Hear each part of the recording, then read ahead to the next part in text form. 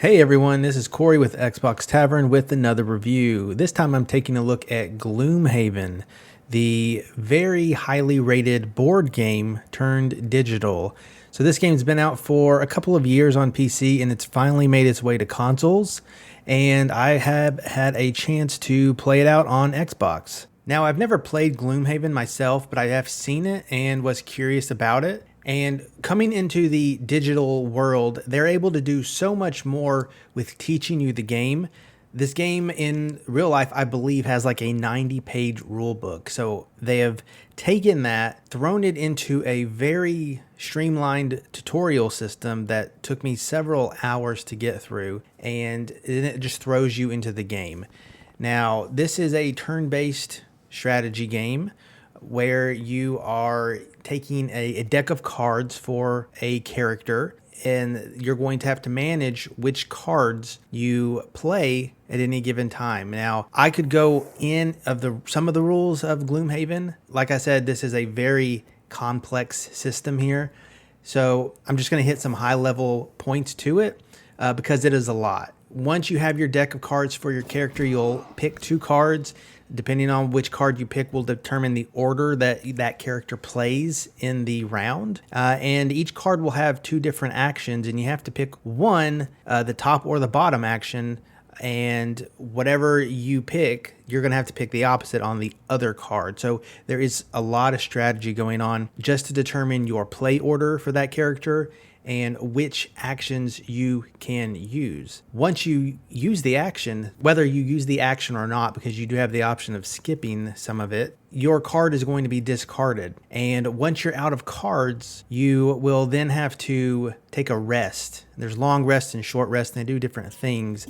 But the main point is you're going to rest to get some of those cards back. As you play the game, resting will make you burn a random card, which means you don't get it back. And then other things will happen. Maybe you take damage and you want to divert the damage. You can burn cards to do that and things like that. But once you have burnt all your cards, whether you have full HP or not on that character will die for that round and it is over. So there's a lot of things to maintain while playing the game.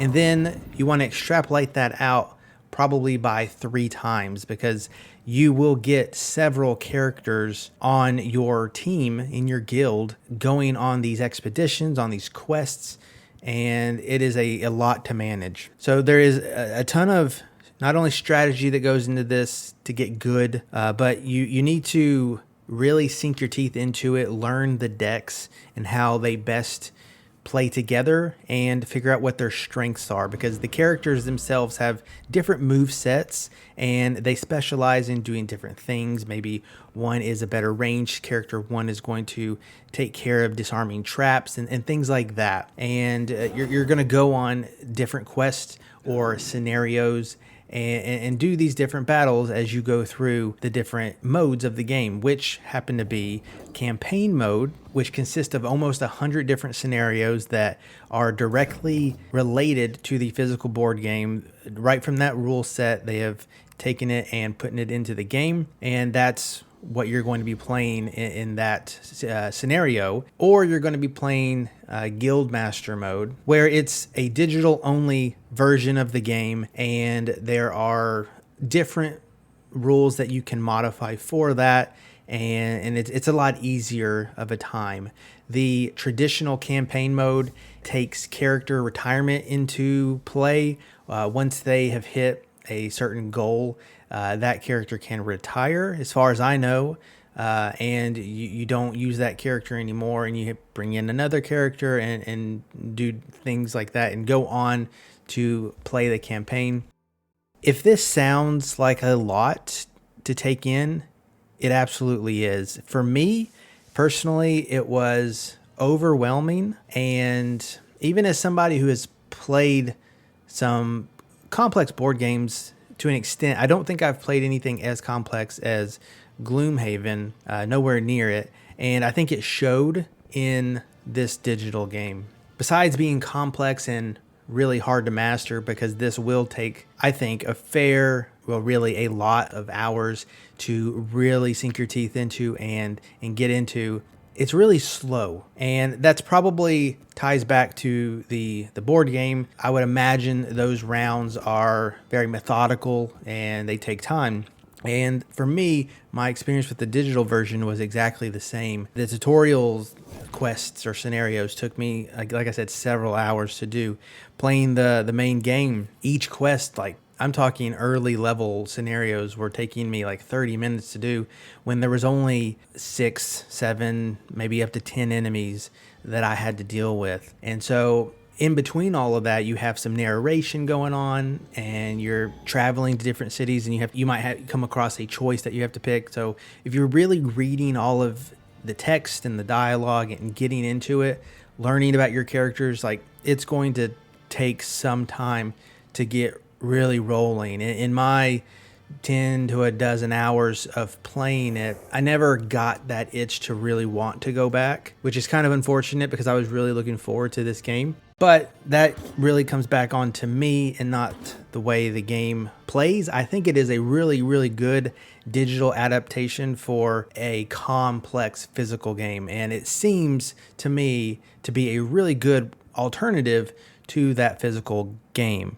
Now, something that I can speak to just as a gamer is this was very much made for a mouse, I think, and ported over to use an Xbox controller. I've had a lot of issues using the controller. Not that nothing worked, but there are so many menus and sub-menus that I was getting confused and could not remember what button did what. And so there's a lot of just experimentation and clicking through various items to not find or find eventually what I was trying to do and look for. So I think that it probably controls a little bit better with a mouse, where you can freely click on things. Trying to navigate things using either the D-pad or the analog sticks or the bumpers were really confusing to keep straight in my head. So for any critique of the game, I can say that about the controls. As far as how much fun I had, not a ton personally, but I don't fault the game for that. I do believe this is catered towards Gloomhaven fans, and I think that they would have a really good time with this and would have great things to say about how it played. I played everything that I did by myself. This game does support online multiplayer, I think up to 4 players. If it works the way I think it does in online, I think it would be really fun if you could pick a character and stick with it, really master it with a group of friends who are doing the same with their own character. I think that this could be a really fun group game to play, just like I'm sure the real game is in the same fashion. So props to the developers and the porters of Gloomhaven. I think that it does a fine or a really good service actually to the physical game. I just as an Xbox gamer and a somewhat board game enthusiast, when I can find the time and the friends to play with, I think that it's just not for me. I don't think it's bad, but I don't think it's for me. And sometimes that happens. So I hope this look has given you insights on if the game will be for you. The game has launched with DLC that you can buy. So it's more than just the standard content of the game. They've already added stuff to the game on the PC, and with the launch on Xbox, it is available there. So you can get right into that.